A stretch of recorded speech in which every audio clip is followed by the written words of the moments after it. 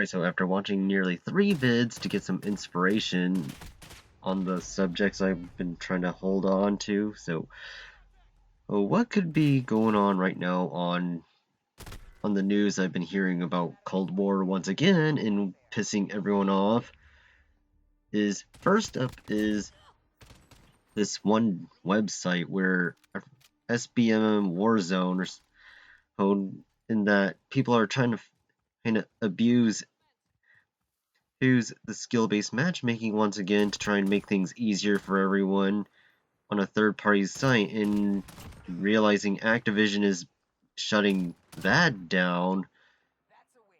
And I'm sitting here, okay, if you have the audacity to do that, and why not use your power to try and shut down all the hackers from the really, really old games, and realizing they're all, we hate you and you suck, so that's like, so I digress on that, because, I mean, granted, I don't even play Modern Warfare nor Cold War, nor even the Warzone mode, so, what can I do about that? And then, at the same time, it's just like, I mean, I'm glad that people are lesser abusing, but it still doesn't help the fact that people are session joining, / making multiple accounts to join sessions, / buying 3 consoles, / 3 PCs. Golly, just to have 2 dummy accounts do nothing while the main account gets all the kills. Okay, which, that's gotta be weird. So yeah, that's all I gotta say about that.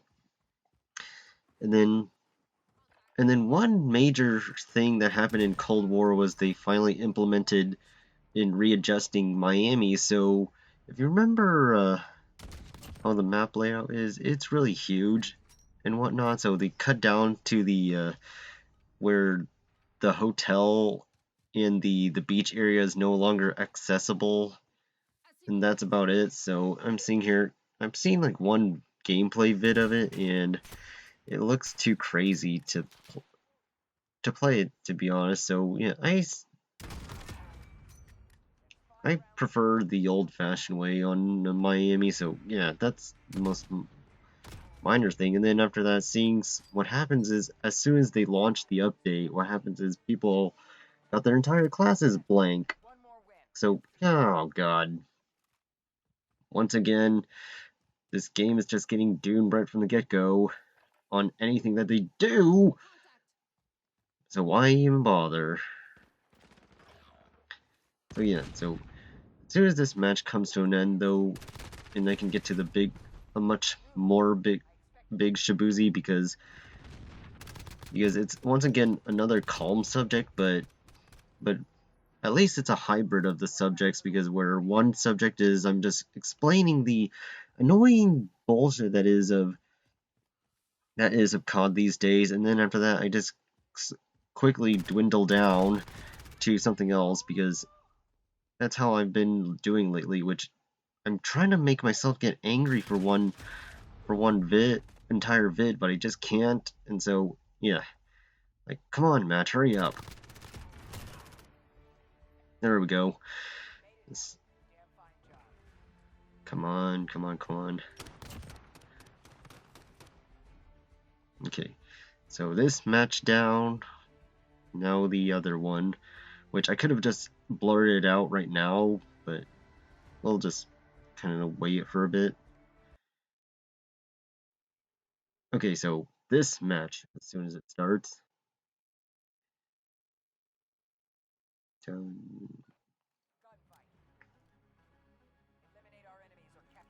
and yeah, I should have took off the timer to make it down to maybe ticking to 3 seconds on it.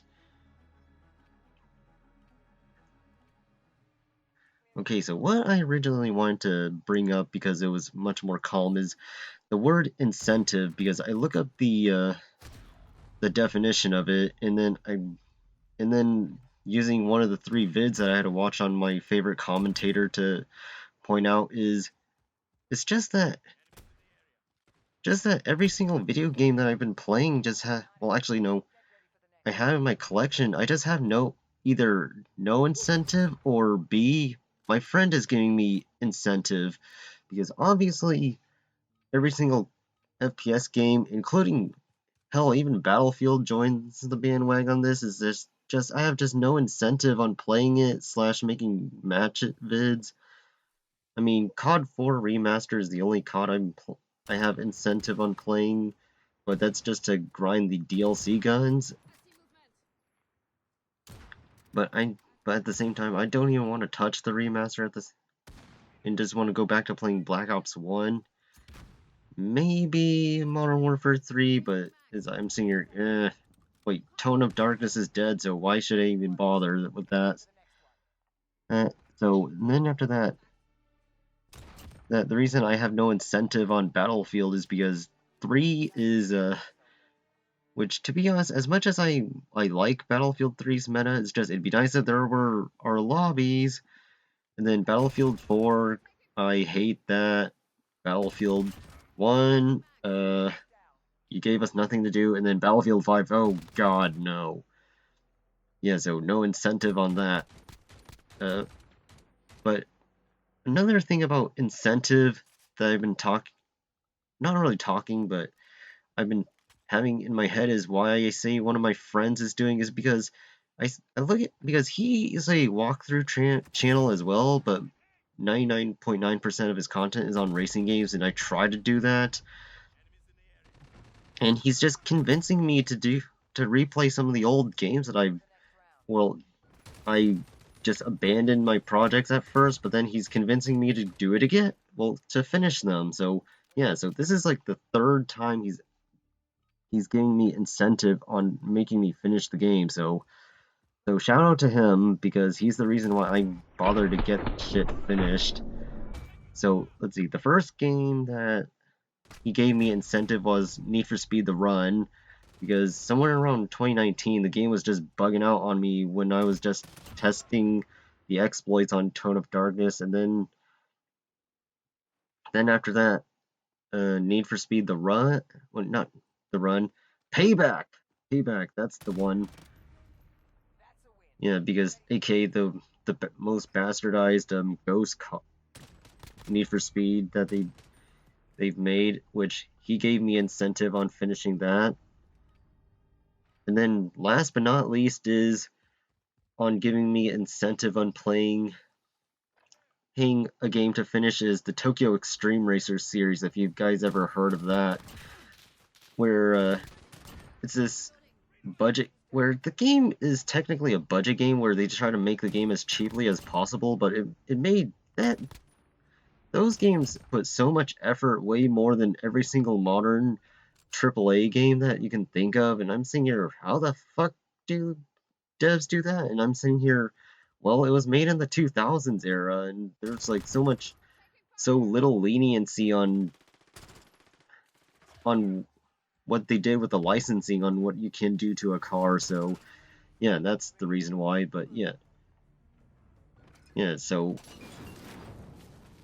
but then again, I look at what I did back in, I think, the 2000s era on my save files, and I'm sitting here, man, I sucked back then. I mean, whenever I get bored and play Tokyo Extreme Racer now, because thanks to my newer driving skills on other racing games, it's just I'm a much smarter player, that's for sure. But what was it?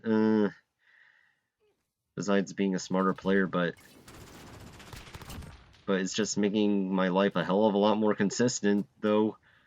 Oh, and giving the profile on the save file a much better win-lose ratio. So yeah, that's all I gotta say about within this whole vid, because yeah, so if you'll excuse me, I'm gonna go play these old games now.